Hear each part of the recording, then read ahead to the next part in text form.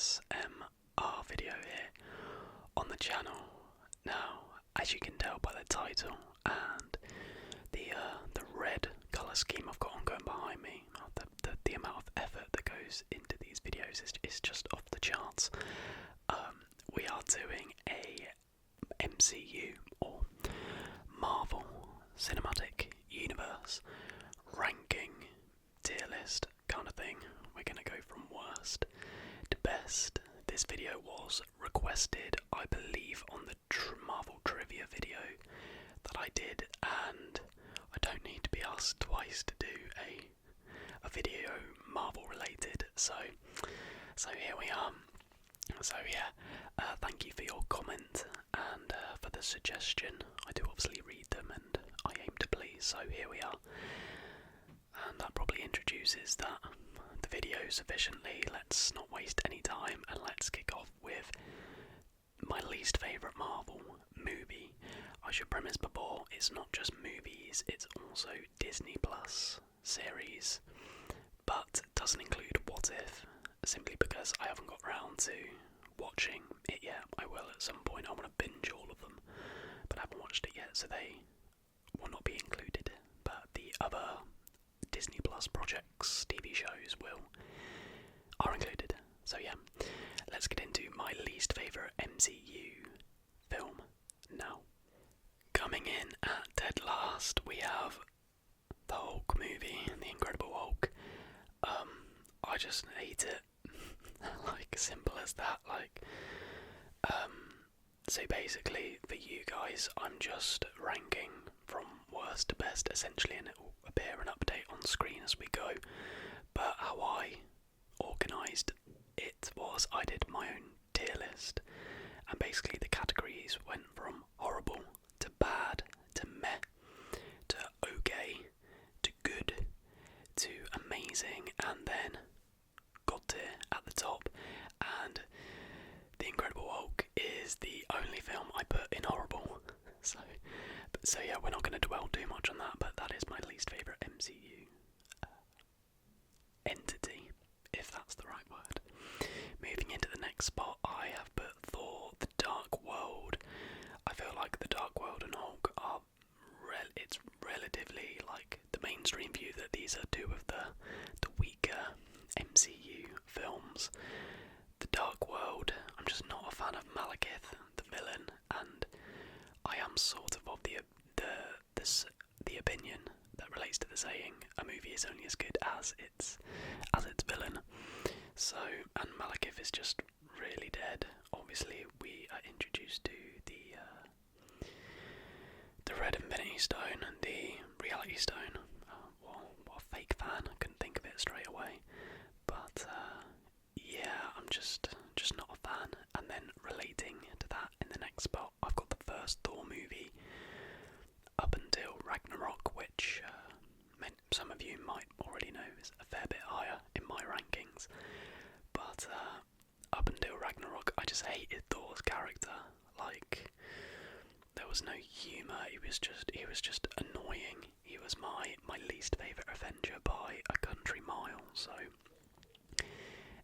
yeah, not for me. Just not for me. So the two Thor movies were the only two films I had in bad. So next we move up to meh. And the next MCU film in the rankings is Iron Man 2. Definitely for me the worst, or at least my least favourite out of the Iron Man trilogy. How I sort of went about ranking these is rewatchability. So if I was going to sit down and watch a superhero movie, or specifically a Marvel movie, how likely would I be to be wanting to rewatch them? The two Thor films and The Incredible Hulk, I will most likely never ever watch again unless I do some crazy Marvel marathon, but I'd be so tempted to just skip them because whatever. Thor has some okay moments, and obviously Loki's one of my favourite MCU characters, but it's just yeah, anyways. But yeah, Iron Man 2, Whiplash, Justin Hammer, meh. Iron Man 2 is the perfect meh film, and comes in as the worst of these films. Now, next in the rankings is our first Disney Plus show, and it is The Falcon and the Winter Soldier. Now, this is arguably the most, it's one of the more controversial ones in our list. It had some really good moments in it. Obviously, seeing Sam in the new Captain America Falcon hybrid suit is really cool, and I loved John Walker, the actor who plays John Walker. I can't remember his name. Did an amazing job, such a good job. You really hated him. I mean, I loved him. I thought he was brilliant, and I know it won't be the last we've seen of that character. That for me was a highlight, and obviously a lot of the themes that it dealt with, like race and stuff, what it would mean to have a black Captain America, was a discussion we haven't had in the MCU before, so that was really cool. But I've watched it through once, and I just don't think I'd necessarily go back and watch it all the way through again. And the reasons for it was just the flag smashers were just so boring, I guess they had an okay cause and whatnot, but they just weren't scary. You didn't side with them in any way. They were just an annoyance, really, in my opinion. And they're setting up Sharon Carter to be a baddie, but whatever, I'm not really that interested in her. So Falcon and the Winter Soldier, it was good watching it first time round, but after the recency bias has lifted, and you can sit back and be like, okay, was it actually that good? It just didn't convince me that much, but I do like Falcon's, Sam and Bucky's relationship. Now the next one, I know for a fact, is going to be a bit of a controversial one, and next to my list is The Avengers. I just don't like this movie that much. It serves a purpose, obviously. It's bringing together all these franchise leading characters for the first time, but because it's the first one, they haven't they don't have the chemistry, the humour, it just isn't there. I just find it a little bit cringy, if that makes sense. Obviously this is completely my opinion, please don't hurt me in the comments. Actually, it'd be really interesting if you have the time or can be bothered, if you haven't fallen asleep obviously, if you could comment down below your rankings, or give me a top 5. It'd be interesting to see what people's views are. But yeah, the Avengers just doesn't do it for me. But obviously serves a purpose, brings together the Avengers, introduces Thanos, and we get to see a lot more Loki as well, which is never a bad thing, but yeah. And then next in my list, the final film I put in meh, is Captain America, the first Avenger, so the first Captain America film. Again, I'm not going to talk too much about this, because I'll be honest, I'm not really a big fan of Captain America. I'm just not. He's a goody-goody, and I know that's his whole character, because he's meant to symbolise what Americans need to strive for, or whatever. But yeah, he's not my favourite superhero by a long shot, so yeah, Captain America next in the list, and last in meh. And now we move into the okay movies. I feel like I'm talking really, really fast, but it's just that there's a lot of films to get through, obviously, and but yeah, I get a bit excited talking about Marvel things, but I have been trying to talk just a little bit slower in my videos, so I'll try and consciously not get too carried away. But anyways, so the next film in my list, the first one in okay, is Captain Marvel. Now, at the time and currently, this film gets a really bad rap, and it's really not as bad as people say. It just isn't.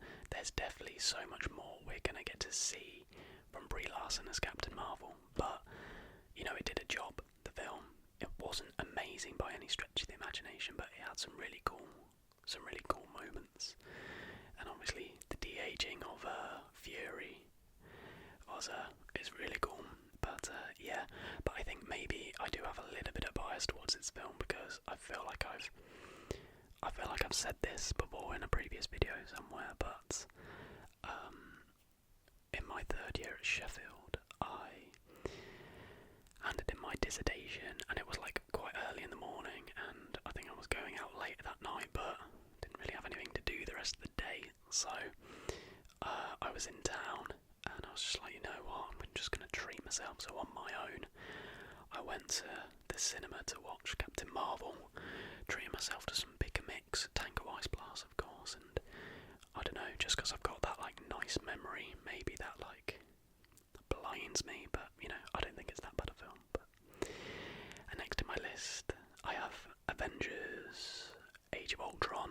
Again, gets a bad rap, but actually really, James Spader was like such a good choice for the voice of Ultron, and there are some moments where he's genuinely quite scary, but again, like the chemistry's a bit more there between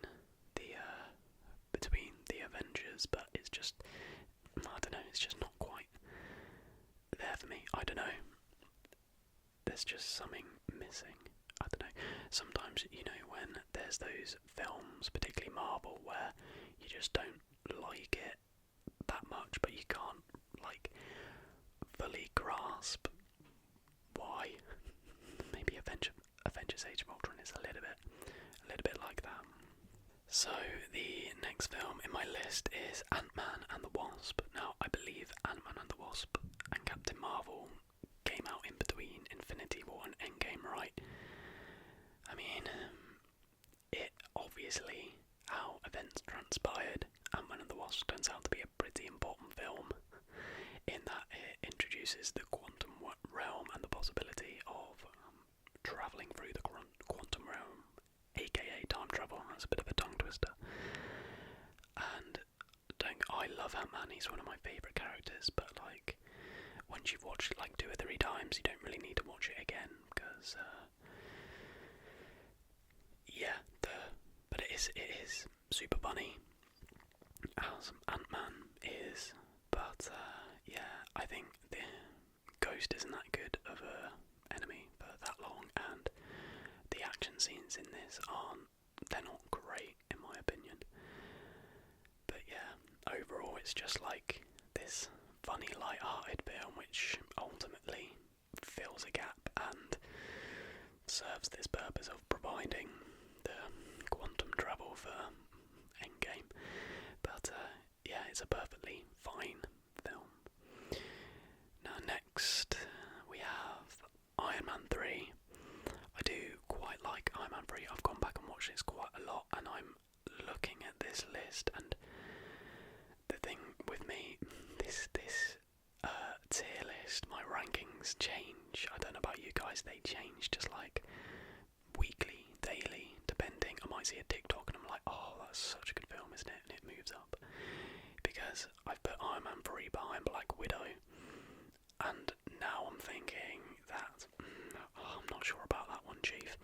But yeah, Iron Man 3, I really like it. We get to see Tony dealing with his sort of PTSD after the events of Avengers 1, and that's like a really interesting sort of storyline, and he obviously meets that kid, and their relationship is really cool. Yeah, like we see like a side to Iron Man we like arguably haven't so far, and I really like that kind of thing. I thought Aldridge Killian, is that his name? Killian, aka the Mandarin, or the fake Mandarin, as Shang-Chi has just come out today as I'm recording this. But yeah, Iron Man 3 is decent, and then as I say, next in the list is Black Widow. Now I think a little bit of recency bias comes into play here, because when I finished it I was like, oh yeah, this is top 10, but then a couple of days later I was like, like they wasted Taskmaster so much. Like there were some good action scenes, but I need more Taskmaster is such a cool villain. Like, in my opinion, Taskmaster should have had as much screen time as Vulture did in Spider-Man Homecoming, for example.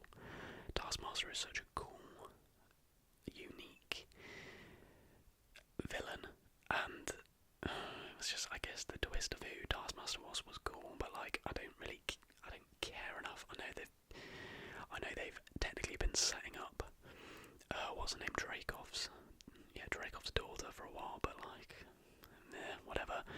But the main driving, like, force, the main selling point of this movie for me is like the relationships between Black Widow, Natasha, and her family, or like not family really, but David Harbour and Florence Pugh, and I forget the actress who plays the mum, but they're so good. Florence Pugh does a great Yelena. I'm really testing my knowledge here, and yeah, I'm really excited to see more of her in the future of the MCU. So yeah, their relationship's really, really cool. But as a film, it's okay. Hence why it's okay. But now, guys, we move on to the good MCU projects, starting with Doctor Strange. Visually, this film is obviously very beautiful, and I do quite like Doctor Strange as a character, but I think there's still much more to come from him. Obviously, he's in the upcoming Spider-Man film, and then Doctor Strange Multiverse of Madness. But yeah, it's pretty good. It's what's in good. Not too much more to say about it. Now, moving on, we have another Disney Plus show, and I've put WandaVision. WandaVision, obviously, super unique, and it was one of those shows which you really had to stick with. And I'm glad I did stick with it because, well, for me personally, I thought the reveal and the climactic episode, climactic, that's a good ASMR word. I thought it was really satisfying, and the end fight scene and stuff, and obviously we get the birth of the Scarlet Witch, which could have massive repercussions for the MCU. I'm thinking X-Men mainly, but yeah, this like really surprised me, and did I cry at the end? I can't remember.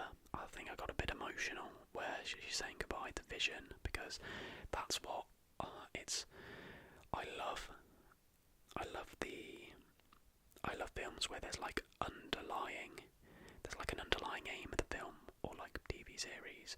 Like this was, on the face of it, she's cycling through like sitcoms, but ultimately it's Wanda dealing with the grief of losing Vision, and I think they did it so well. And like that scene where she's like over Vision's corpse, and she says like, "I don't feel you." I was just like, this is heavy, because up to then I didn't really like Wanda, but this like added so many dimensions to her, and obviously now the Scarlet Witch, very cool. But yeah, I really enjoyed WandaVision, and I'm actually thinking maybe I should have pushed it up. I'll have to watch it again and reassess. And next in my list is the last Disney Plus show, Loki. Loki was my favourite out of Loki, WandaVision, and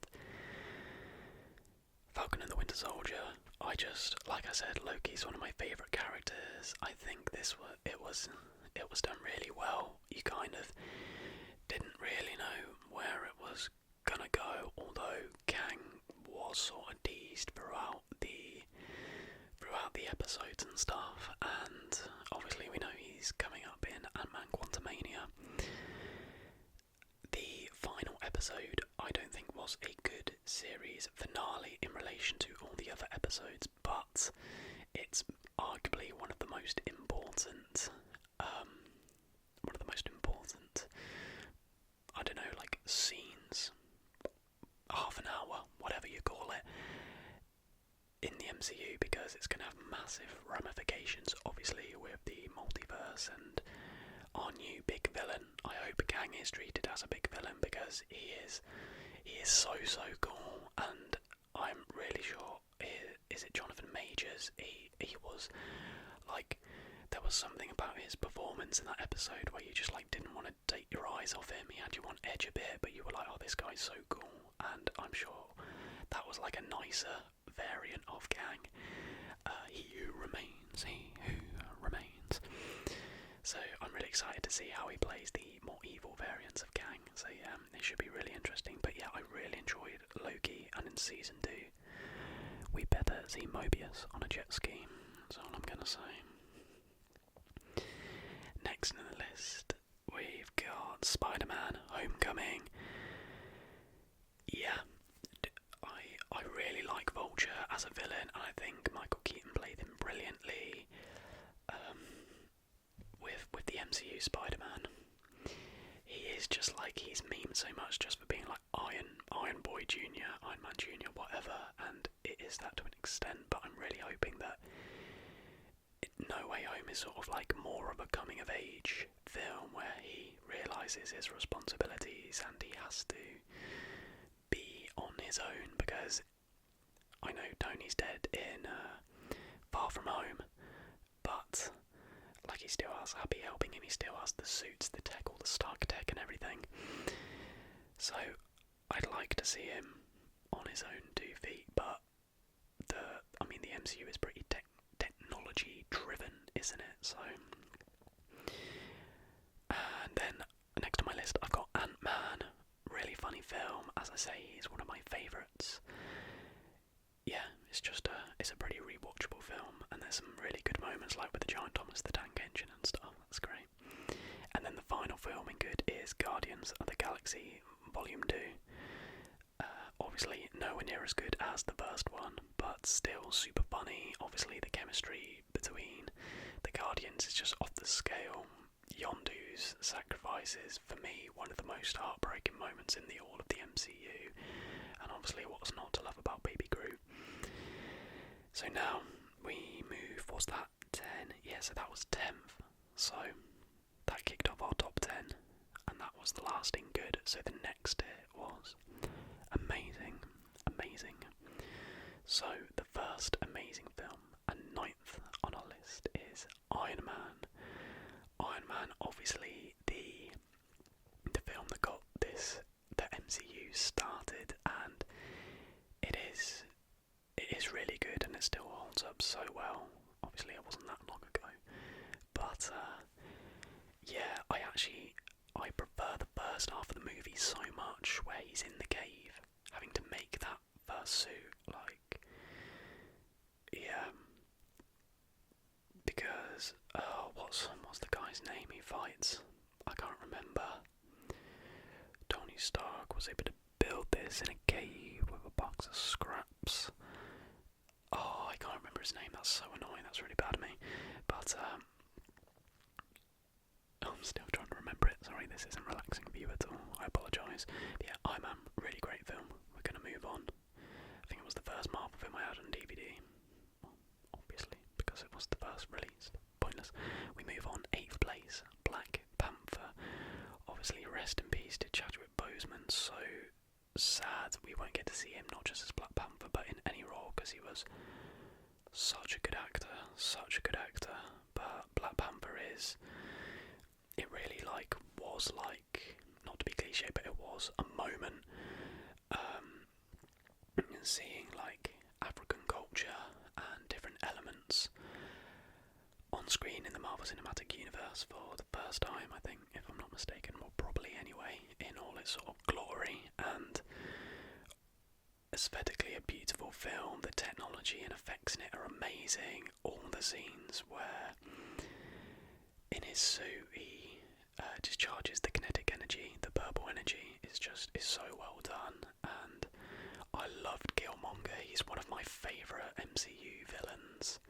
I'd love to see him come back somehow, but I don't think he will. But he was really cool, and he had a pretty good story. The next 7th on my list is Captain America: The Winter Soldier. Definitely a really good movie. This is in a lot of people's top 3 that I see, and it is really good, but it just doesn't crack that top 5 for me, there's some of the best action sequences in the whole of the MCU, in my opinion, in this. And obviously we get Falcon and Fury's in it and Black Widow, so it's cool. It feels like a mini Avengers movie, basically. But yeah, the fight sequences in this are some of the best in the MCU. And then the last film in Amazing, before we move on to God Dear, is Spider-Man Far From Home. I love this movie. I think the scene where Mysterio has Peter in that sort of dream sequence, he's using his illusions like for the first time, is just incredible. I remember just like sitting there with my mouth wide open in the cinema, and I went back and watched it again. And then where he uses his Peter Tingle and closes his eyes and fights the drones, just one of the best moments in the MCU for me. Yeah, I really like this film, and obviously he's dealing with the grief of losing Tony, and you sort of begin to see him taking this more responsibility. But I hope we see more of that in Spider-Man No Way Home. So now let's move on to the top 5 and to God Tier. So in the fifth position, I have Captain America: Civil War. This film is just amazing, isn't it? Like it just is. Obviously we get the iconic airport scene, but my favourite scene is the fight with Iron Man and Captain America and the Winter Soldier at the end, just because it's just, we see Tony, he's desperate, but he's also like driven by rage. And yeah, the airport scene, is it long enough? I hear it is quite long, isn't it? I watched Civil War again the other day actually, and obviously we get Spidey for the first time, and he's really good in this when he's taking on Falcon and Bucky. And yeah, there's obviously some really good moments in it. Black Panther as well, so we get Black Panther and Spider-Man for the first time. So honestly, what's not to love about it? This is going to be a pretty long video, so we'll just, to be honest, with the good ones, there's not too much more I need to say, because I don't really need to justify them, because they're amazing. At the number 4 spot for me is Guardians of the Galaxy 1. It's just, they really did something with this movie. James Gunn just did such a good job taking what I believe wasn't even that popular a comic, these characters no one had heard about, and made them, within 2 hours, some of the most loved characters in the whole of the MCU. There's just, you know, Groot's sacrifice, and just the comedy in this is just spot on. It's just so good. They've really got Guardians right, and I am worried. Well, I'm not really that worried, because Dave Bautista has confirmed that this will be, Guardians 3 will be his last film, and I'm not ready for Drax to die. But to be fair, would I prefer? Oh no, why can't Mantis die? Mantis is such a dead character in my opinion. But anyways, it's top 3 time. Third for me is Endgame. Obviously, Endgame was an absolute event. I went to the midnight screening, so didn't go to sleep till like 4 o'clock or whatever. And yeah, what can you say about it? It's the climax to all of the MCU thus far. And yeah, that portal scene is 100% the most iconic. Still gives me goosebumps, like the greatest scene so far for me, and for the majority, because that's not really like a niche opinion. It's just, yeah, it really was an event rather than a movie, and I think they did it. I think they did it really well. Yeah, and then in second is Infinity War. I much prefer Infinity War to Endgame by quite some distance, actually, because it's going to take a lot for any MCU film to alter my top 2. But Infinity War is just, I believe I'm right in saying Thanos is the character with the most screen time, and I love that. I love that we're actually seeing Thanos' arc, his mission progress, and we delve deeper into his character, and I'm a big fan of Thanos. Josh Brolin absolutely killed it, and yeah, you kind of like with Thanos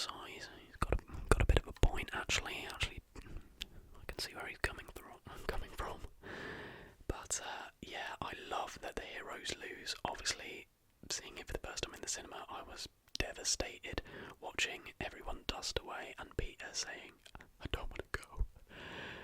But obviously it all worked out in the end, and it's just the cinematography in it is the best in the MCU by a mile, in my opinion. Like, just something with the cameras just felt, I don't know, I think it's the colour grading. The colour grading in this was just brilliant, like all the battles on Titan, when Strange takes on Thanos, just awesome. And then, if you notice what is missing, we finish with my number one. My number one favourite MCU film is Thor Ragnarok. This for me is just the perfect superhero film, the perfect Marvel film. It blends comedy with heart and action. Like, that bridge sequence is amazing, where Thor comes down after discovering, his hammer wasn't his source of strength, it was just to help contain it, and he just goes beast mode. And there's just so many funny moments. Like, I'm definitely into the double figures for watching this film, and it still makes me just laugh out loud. Gorg is brilliant. Shout out Taika Waititi. Yeah, there's just nothing to hate about that film. For me, it's the perfect superhero film, the perfect blend of comedy and action and great dialogue. So yeah, that does wrap up my MCU rankings. They should all be around me now, on screen or in front of me. Let me know down below what you agree with, what you disagree with. Comment your top 5 films, or if you want to, hey, do your own rankings and let me know and we can discuss it, rather than saying, oh, you bet Avengers 6th bottom, you loser and all of that. But yeah, I apologise if this wasn't the most relaxing video. As I said, I do get a bit excited talking about Marvel films. I'll try to talk a little bit slower in my videos next week. So guys, if you